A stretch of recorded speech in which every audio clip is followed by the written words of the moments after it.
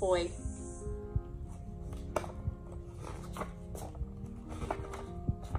Once there was a king who lived high on a hill. His castle overlooked the valley to the mountains beyond. He was a powerful man with many brave knights. The mountains were once rich with trees, but a powerful dragon had destroyed much of the forest with his fiery breath.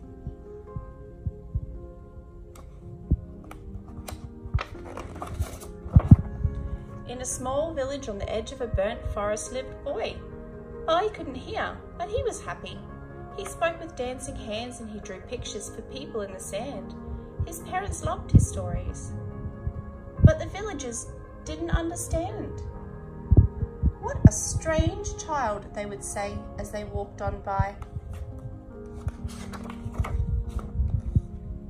Since the forest had been burnt, the king and the dragon had fought many fierce battles. There was roaring, flapping, running about, hiding, dodging, weaving, and lots of shouting.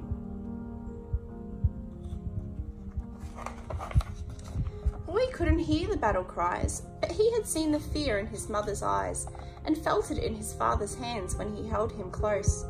The battles were loud and long, but no one ever won.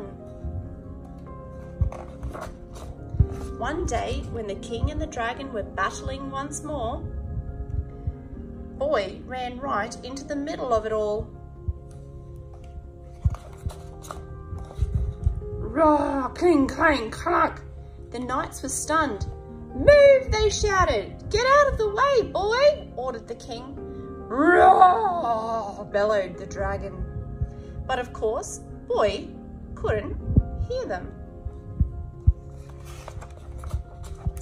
Flames flared from the dragon's nostrils. Why aren't you listening? Shouted the king. The knights waved their swords frantically as they marched over to Boy. Boy was surprised when he looked up and saw them all. He watched them for a moment, then made his hands dance. The knights were flabbergasted. The king was puzzled. The dragon was mystified. Boy could see that they didn't understand him, so he took a sword and wrote in the sand, "Why are you fighting?" There was silence until, suddenly, the king pointed to the dragon. "He started it," he cried. "He burnt our forest." The dragon shook his head. "But it was an accident," he roared. "I sneezed a fireball into the trees. I came to say sorry, but your knights chased me away." The knights pointed to the king.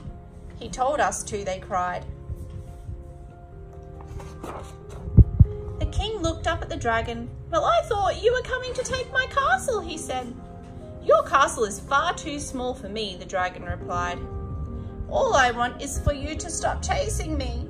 I don't like being scared." "Nor do we," chorused the knights. Boy drew a picture for everyone in the sand. He showed them how their days could be without fighting and fear. There was lots of chatting and laughing. "I promise the knights won't chase you anymore," said the king to the dragon, "and you can visit my castle whenever you like." "And I will cover my nose when I sneeze," said the dragon. Boy couldn't hear a word, but he didn't need to. Back in the village, everyone was waiting to see Boy. "Thank you," they said with dancing hands. The end.